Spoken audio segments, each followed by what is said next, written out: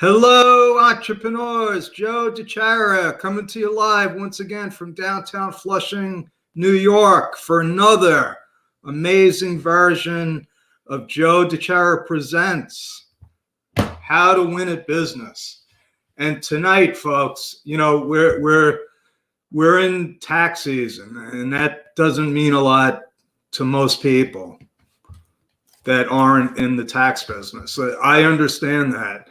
But the next 77 days, I won't be sleeping. I won't have time to eat. It's going to be total chaos. It already is total chaos. And we don't have time anymore to beat around the bush. So my topic for tonight, what I want to talk about is really how do you make money, which seems like it's not about taxes, but it's really it really is. And if you're watching live, give me a hashtag live. If you're watching the replay, give me a hashtag replay because it makes me feel good.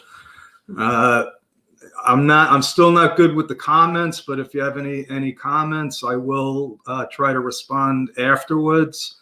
And I have a couple of quick stories, sad but true.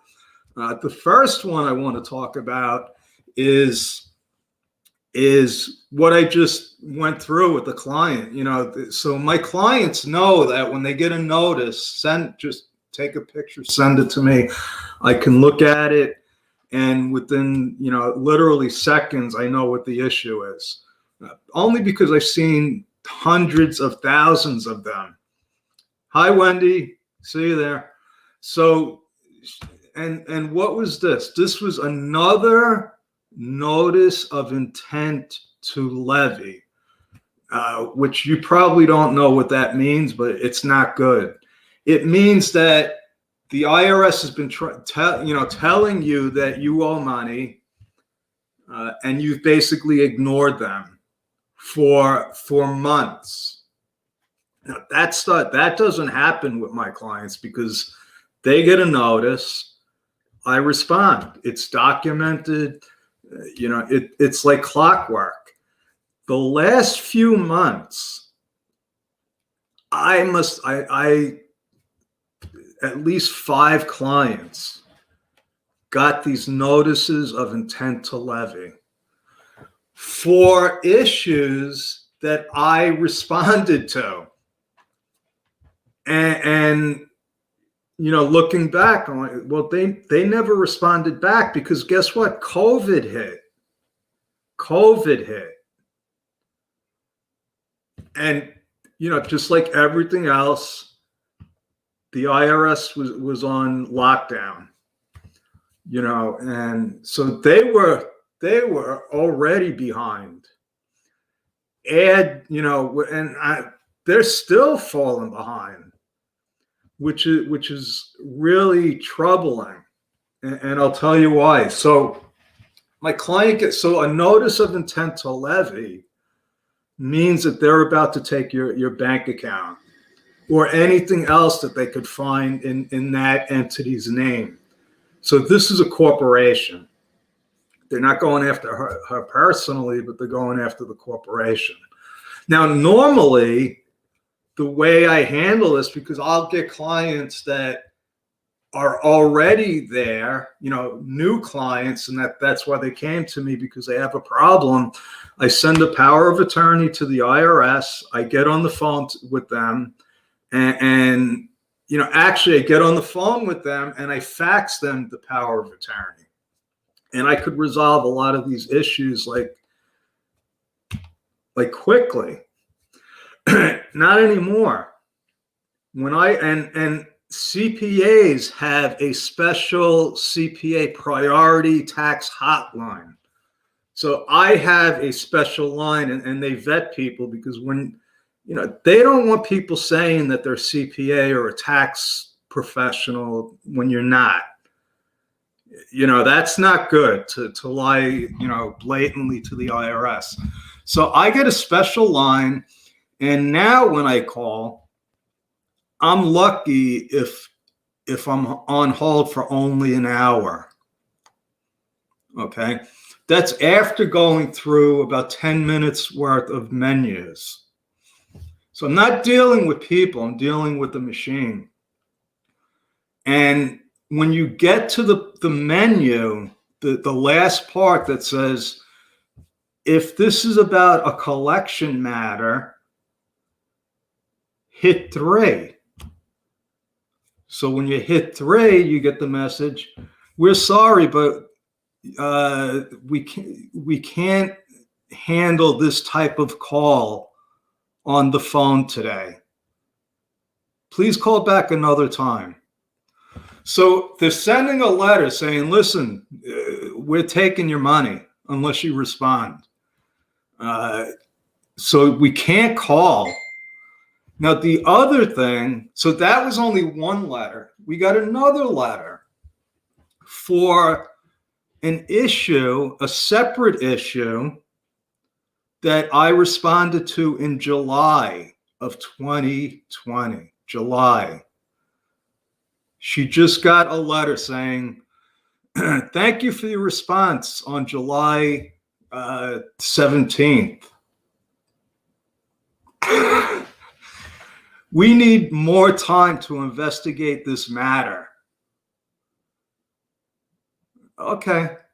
The matter was a 941 form that was 0, and they were looking for it. We filled it out. It's as simple a process as you can have. They need a form. It's 0. You know, if anybody ever heard my ice cream truck story where I got a tax warrant because I just didn't send in a 0 sales tax form, that it was the same thing.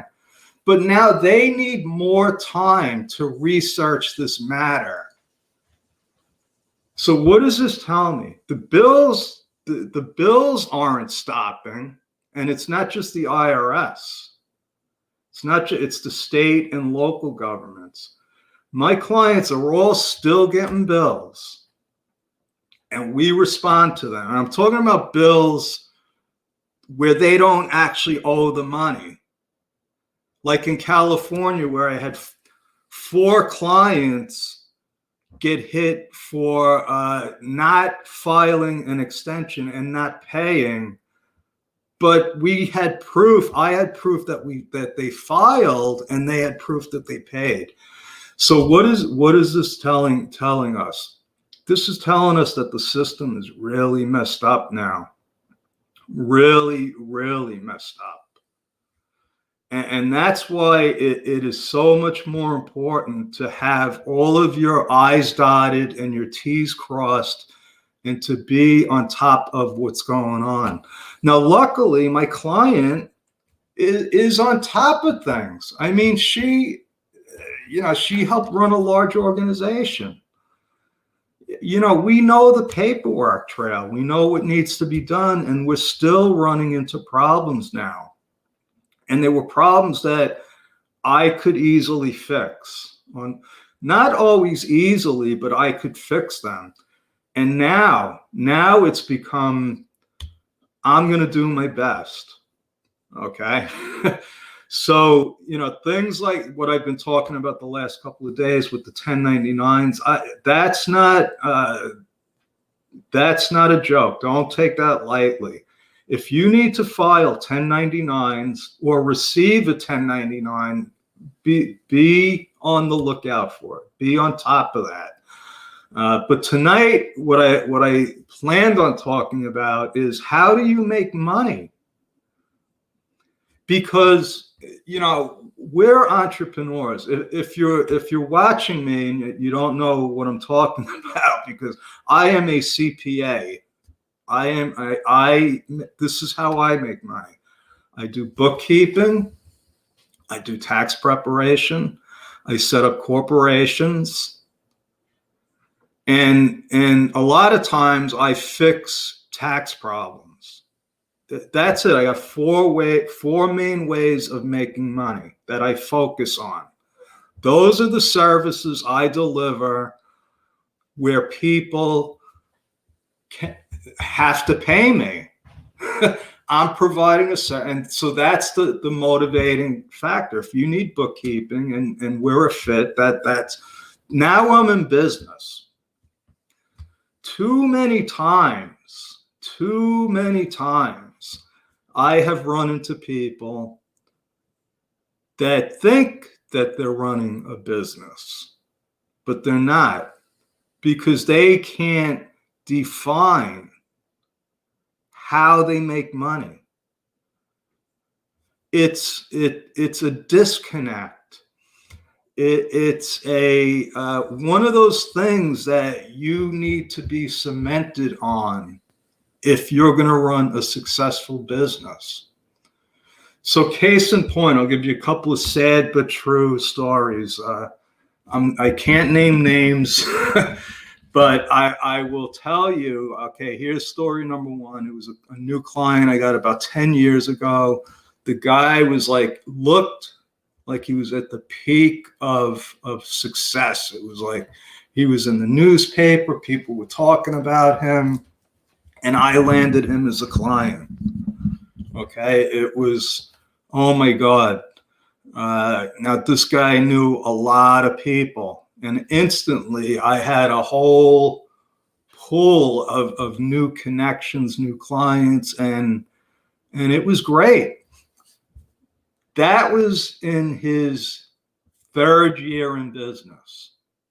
And it, when you're starting, and so this was a business that it went from all of Long Island into Queens. So it was it had a lot of potential. 4 years later, he celebrated his 7th anniversary in business, and his net profit was $30,000, below the poverty level. In that 4 years, I got to see how he ran a business, or how he thought he ran a business. That was not a business, not a profitable business, not a viable business. And I didn't mention that he had a 50-50 partner, and this was his full-time job, his business. He did not know how he made money. He thought he knew why he had such a big circle, why he had such a following, but he could not monetize it. So I had no choice but to fire him as a client, because he was never going to make money, because it wasn't really about the money for him. It was about his ego. See, having all of those people follow him made him feel good, but that's not a business. If you want to feel good, then do something good. But there were people depending on him. He had a family, and I could not, stand by and watch him just fill his ego like that. That I was not helping him. This week, I hope that I scared somebody out of going into business, because what happened was, he called me. He said he thinks that he needs an accountant. He thinks he needs an accountant because this is what happened. He inherited about $400,000 worth of Persian rugs from his father's estate. And he got this idea that, he would sell them on iTex, which is a barter exchange. And he wanted to know, how he should set this up, and, sales tax. And I told him, I said, well, if you want to do this as a business, you need to be a corporation. You need to register for sales tax, once you start making money. And I said, you do realize that barter is not cash. You need to have money to pay just to set up a corporation. Not a lot of money, but, have you ever been in business? And I wasn't giving him the answer that he wanted. So, I had to tell him, I said, listen, you inherited the rugs. You could just sell them on eBay. It's not a business. You inherited them. You don't have to pay taxes. When you sell those, you don't have to pay taxes on that. And he didn't understand that. He just thought that he wanted to be in business. That is not a business. Okay, so my ice cream truck in my last semester of school, before I was graduating with my accounting degree, and I was going to graduate and start my career as a world famous entrepreneur. And I wanted to use the ice cream truck as a business model. So what was I sold ice cream. It was simple, ice cream and candy. It was fun. I made a profit. So that was a business. That wasn't a job, because I had to go out and produce. I had to, get in the truck. I had to buy gas. I had to find the kids. I had to sell the ice cream. That was my product. If I didn't sell ice cream, I wasn't going to have fun in my last semester in college. And I did have a lot of fun. So that's my story, folks. I'm sticking with it. If you're starting a business like Wendy is just starting a business, and she's taking her time. She wants to figure out, what is it I want to do? And who do I want to do it with? And then once you figure that out, then you say, okay, how do I monetize this now? How can I make money with it? And that's the key. I see way too many people getting into business and just, spinning their wheels because they're missing the most important thing. If you don't have revenue, you don't have a business. And it's as simple as that. So figure out how it is that you're going to make money. Too many people go into business and just spend money. You need to make money. So sounds pretty simple to me. I hope I helped at least Wendy. You're doing a great job, Wendy. It's great to see you. And that's my story. I'm sticking with it. Joe DiChiara, over and out. Thank you.